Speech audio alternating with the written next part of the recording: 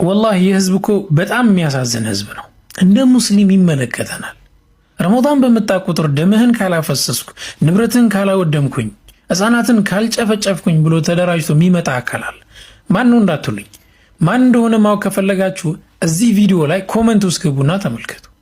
ስለዚህ ህዝብ ነፃነት ማውራት ስትጀምሩ መጥተው የሚንጫጩ አካላት እነሱ ናቸው ይህንን ህዝብ እየጨፈጨፉ ያሉት። ኤኬሌ ነው ብዬ አልናገርም። ይህን ህዝብ ግን ማን ነው ነፃ የሚያወጣው ነው ጥያቄ። ለዚህ ህዝብ ብሎ እየታገለ ያለው ማን ነው? በየአመቱ እንደተገደለ፣ በየአመቱ እንደተጨፈጨፈ፣ ሴቶች እንደተደፈሩ፣ ንብረታቸው እንደወደመ ነው።